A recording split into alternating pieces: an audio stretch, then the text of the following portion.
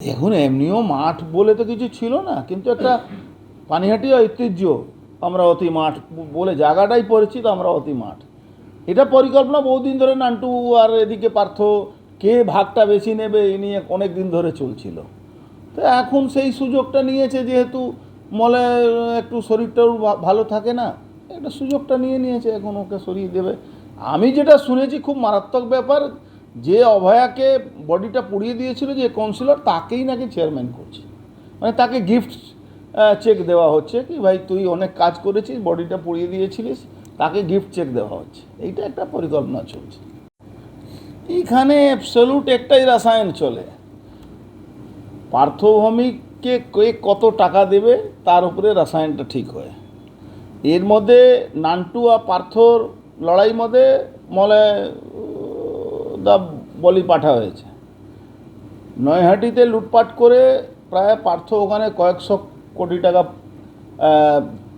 জমি টমি ওখানে প্রজেক্ট করেছে, ওর বউর নামে ওর মেয়ের নামে সব ওখানে করেছে ওই সোদপুরে।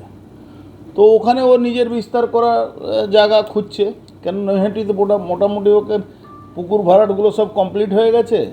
নৈহাটিতে আর পুকুর ভরাটে কোনো জায়গা খুব কম রয়ে গেছে, তার মধ্যে এখন সোনাদ ভাগ নিচ্ছে, অশোক চ্যাটার্জি ভাগ নিচ্ছে, একটা ব্যাপক এদের ক্লাস চলছে। তো ওখানে এখন মাঠ ফাঁকা দেখে নান্টু ঘোষের তো অবস্থা আছে, ওই আমাদের একটা হিন্দিতে কথা বলে সব দিকে হাঁ, তো সব দিকে হাঁ করে থাকে।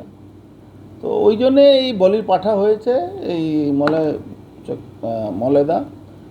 তো দীর্ঘদিনের যখন সিপিএম জামানা ও জিততো, আমরা তো জানি ওর পপুলারিটি ছিল।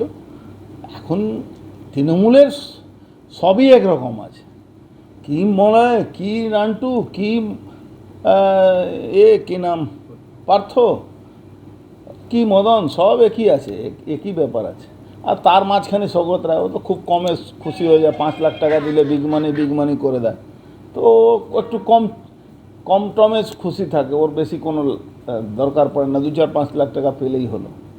এইসবই চলছে, সবই চোর, তার মধ্যে কে একটা বড় চোর, কে একটু ছোট চোর, কে মাঝারি চোর, এইটাই চলছে গল্প।